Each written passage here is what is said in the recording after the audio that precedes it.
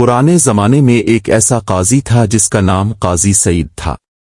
وہ اپنی عقل مندی، چالاکی اور انصاف کے لیے مشہور تھا۔ کہا جاتا تھا کہ کوئی بھی ظالم اس کے سامنے بچ نہیں سکتا تھا اور کوئی مظلوم اس کی عدالت میں بے انصافی کا شکار نہیں ہوتا تھا۔ آج ہم اس کے 3 سب سے مشہور مقدمات سنیں گے، جن میں ہر ایک میں عقل اور انصاف دونوں کا امتحان لیا گیا۔ پہلا مقدمہ۔ ایک دن 2 پڑوسی عمران اور راشد قاضی سعید کے سامنے حاضر ہوئے۔ عمران ایک نیک دل آدمی تھا، جبکہ راشد مکار اور دھوکے باز۔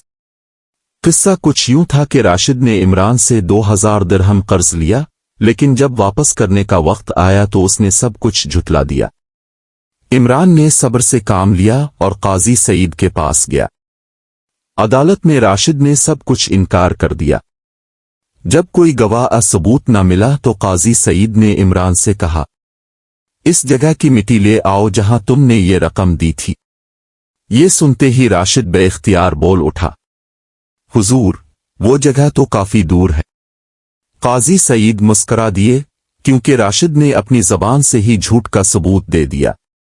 قاضی نے حکم دیا کہ راشد کو قید کیا جائے جب تک وہ 2000 درہم واپس نہ کرے۔ عمران نے شکریہ ادا کیا اور سب لوگ حیران رہ گئے کہ قاضی نے کتنی سادگی سے سچ کو پہچان لیا۔ دوسرا مقدمہ۔ اگلے دن ایک بوڑھا آدمی و حاجی کریم اپنے گدھے پر سوار ہو کر عدالت آیا۔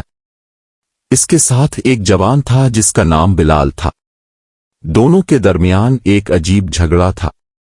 بلال نے کہا، میں نے یہ تھیلا الفاٹ الف، بدلے میں تم نے وعدہ کیا تھا کہ مجھے کچھ دو گے۔ حاجی کریم بولا، میں نے کہا تھا کچھ نہیں۔ بلال نے جواب دیا، تو پھر میں وہی چاہتا ہوں، کچھ نہیں۔ دونوں جھگڑتے ہوئے قاضی سعید کے سامنے پہنچے۔ قاضی نے دونوں کی بات سنی اور مسکرا دیے۔ انہوں نے کہا، تم دونوں وہی چاہتے ہو جو وعدہ ہوا، یعنی کچھ نہیں۔ پھر انہوں نے گدھا اور آٹے کا تھیلا منگوایا اور بلال سے کہا، اس تھیلے کو الفاٹیا۔ جب بلال نے تھیلا اٹھایا تو قاضی نے پوچھا، نیچے کیا ملا؟ بلال بولا، کچھ نہیں۔ قاضی ہنس کر بولے، بس وہی تمہارا حصہ ہے۔ پوری عدالت قہقہوں سے گونج الفاٹک۔ سب نے قاضی سعید کی عقل مندی پر داد دی۔ حاجی کریم نے دعا دی، اللہ ہر قاضی کو ایسی سوچ دے۔ تیسرا مقدمہ۔ کچھ دن بعد ایک آدمی مالک فہیم کا انتقال ہوا۔ اس کے 3 بیٹے عامر، فہد اور نعمان تھے۔ وصیت میں لکھا تھا، خالد کو وراثت ملے اور خالد کو وراثت نہ ملے۔ تینوں بھائی حیران رہ گئے، کیونکہ تینوں کے ناموں کے ساتھ خالد لکھا ہوا تھا۔ آخر وہ قاضی سعید کے پاس پہنچے۔ قاضی نے وصیت پڑھی اور کچھ دیر سوچ میں پڑ گئے۔ انہوں نے فیصلہ کیا کہ تینوں کو علیحدہ علیحدہ بلایا جائے۔ پہلے عامر آیا۔